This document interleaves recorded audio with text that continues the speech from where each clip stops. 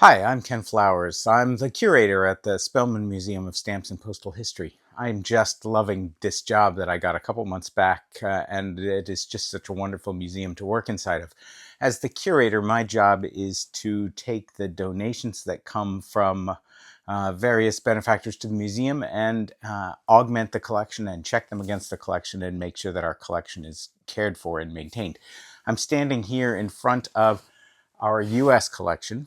Our U.S. collection is a very fine collection of U.S. stamps.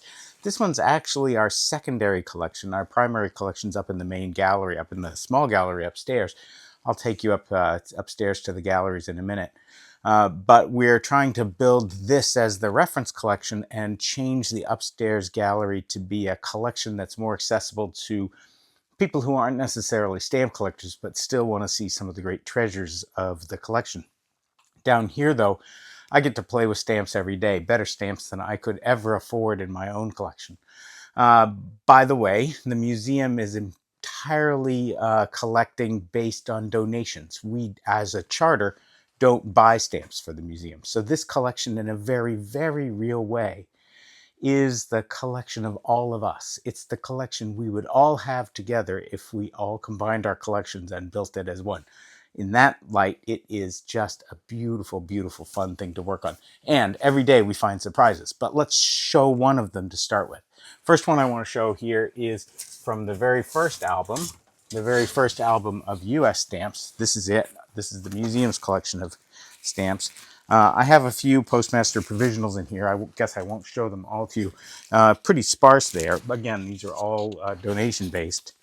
Our first page has, of course, 1 cent, 5 cent and 10 cent first issues of the U.S. plus some really nice early examples. Nice collection here. Better collection upstairs. One of the things I want to point out is yesterday, I'll put this up on the screen to show you. Yesterday we got this pair of stamps right here, and we're going through it. Let me set that down. We were going through it. That particular stamp is listed in the catalog. We got very excited. Listed in the catalog is an extremely rare early coil from the US. This particular coil pair, it's a line pair, joint line pair. That particular coil, the stamp individually lists in the catalog at, hold your thoughts, $600,000. There are 4 known examples, maybe 5 known examples of a coil line pair like that. That would be an incredible find. As the curator, though, one of my jobs is to look at these things and evaluate whether they are, in fact, what they claim to be. In this case, we were able to look at this under a microscope and see pretty clearly that, not pretty clearly, it's very subtle, but very clearly that one of the edges of another stamp had been trimmed to mimic this stamp. So, 600,000 times 2, probably a little more to have it in pair form. That's that would be quite a find, worth the effort for somebody to try and fake it. So this is in fact a fake stamp. We've put it in the collection because indeed even a fake stamp is of value to the collecting community. We see this museum as a place where our collector friends can come and enjoy the collection, but also do research into what makes things real, what do real deals look like, etc. And so please feel free to come down to the museum in Weston, Massachusetts, ask to speak to me or one of the other staff members, and we'll show you some of these treasures so that you can do your own research and understand your own stamp collection. Anyway, that stamp right there is fake. It's in the collection ready to go.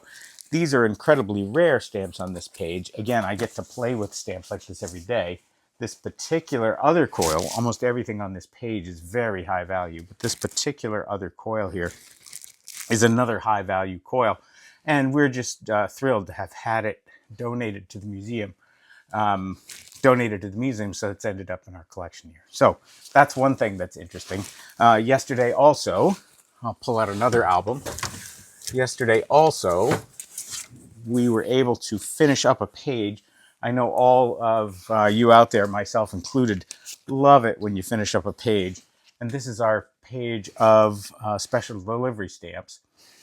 These special delivery stamps, in fact, we finished off these 2 stamps right here from a donation. These are unused copies, hinged unfortunately, so we'll be looking for better copies. But that makes all of our special delivery stamps now complete on this page and, in fact, the second page. So we now have a complete collection of unused special delivery stamps. Always a joy. This is the kind of thing I get to do as a curator in the museum. Also something that you can participate in if you want to come down and volunteer at the museum. So please come on down and volunteer. Let me put this away. I'll share one other thing. I'm in the vault here, so I'm going to carry you around on my computer. I'm in the vault here. They keep me down here in the vault to keep me out of trouble. In the vault, we have another safe, and in that safe, we put some rather interesting items. In here, I just found this morning, so I was looking for some fun things to show. In here is a letter. This particular letter, I'll put it up on the screen. This particular letter is a letter from somebody to Mr. Charles Storrow. Charles Storrow was an engineer in the Boston area. This particular letter is an early high value use of American postage stamps. You'll see on the image I just put up that that's a 30-cent Franklin stamp on there. But you'll also notice that this letter has a stamp from Ceylon. And this is a really wonderful piece of postal history. On this piece, what happened back in that day, the mail system the global mail system was not as robust as it is today. And so what people would do when they were traveling is they would notify someone overseas about their whereabouts, and mail like this would be sent to that agent in the other country, stamped with the 2 US stamps. And then the agent would receive the stamp, know where the person was in the country. They would add a local stamp and then forward it on to them. That was what had to be done for mail, international mail, before things like the Universal Postal Union was set in place. So anyway, this is the kind of thing that every time I open a box down here in the museum, I find and get so much fun and so much knowledge of. So, a lot of fun to be the curator here. I get a lot of joy. I hope you'll come down and take a look at the museum. What I'm going to do now is take you upstairs, and we're going to take a look at some of the things in the museum proper that I just love. My job in the museum is largely downstairs, but upstairs is also part of my job, making sure that the exhibits that we have are nice for the public. I'm actually not the main exhibit curator. I'm the collection curator, but I do spend a lot of time with the museum. You'll notice that they've got me in the vault here, locked behind a door. We'll go upstairs. I actually know how to get out of this room. Okay, shh, I made it upstairs. I'm here at the top in the galleries. Don't tell people. I don't want them to send me back to the vault. Anyway, let's go on in and look at the galleries. There are 3 things I want to highlight that I really love here. One of them is that the gallery is filled with items that are just beautiful for hardcore stamp collectors. This one right here is my very favorite.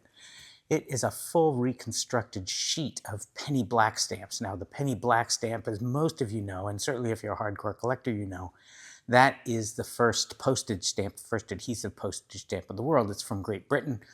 I'll put a picture up on the screen. Anyway, what I have behind me right here is a reconstructed sheet of those penny black stamps. Now, the penny black stamps have corner letters, and I'll get a picture of that up on the screen.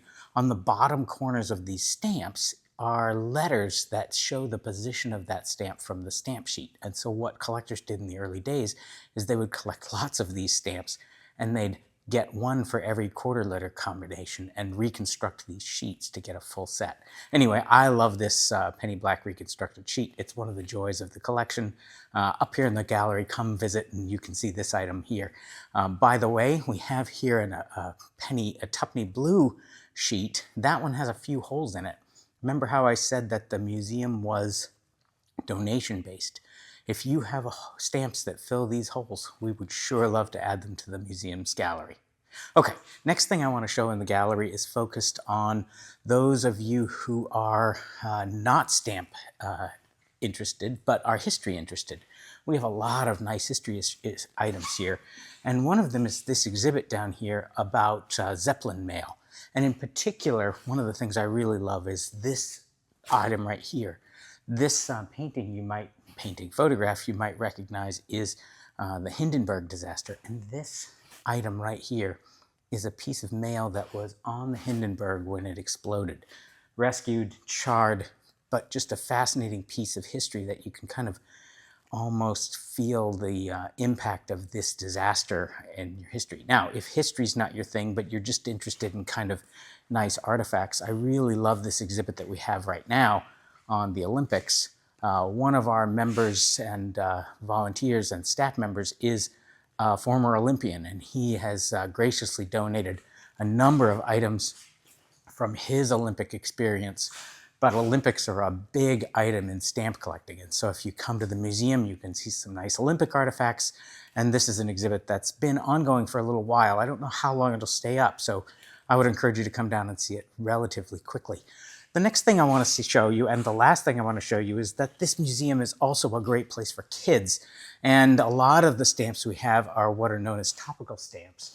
And what I have here is an exhibit of Disney characters on stamps. Disney is a huge topical collecting area, and the museum has a huge number of topical collectors that are just a blast for kids to see. Now, that's what's in the main gallery. There's a lot of other items here. You'll enjoy that. Before I finish, I want to take you over to the small gallery and show you some of the items in there that are in our Better US collection, because I promised you I'd show you that a little bit later. So let's go over there now.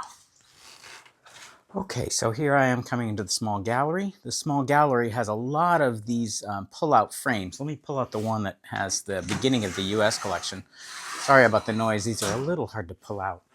This is our US collection. I think you can see we have a complete set of very nice examples of all the issues of the early US postal system. I am going to update this gallery because, as you can see here, for example, down here on this page, we have lots of copies of the same stamp. Stamp collectors understand why that is, but we haven't given a lot of context in this exhibit to explaining to non-stamp collectors kind of the history of how stamp production was done, such that there are meaningful reasons that we have these multiple copies. So that's the update I'm working on in this collection. As I do that, this will be a much simpler and easier to navigate exhibit for non-stamp collectors, and then hopefully the hardcore stamp collectors who want to see these more fascinating items can contact me and come see them in the vault. Anyway, that's the end of today's video. I hope you enjoy your own stamp collecting and history interests, and come on down to the museum and see what we have.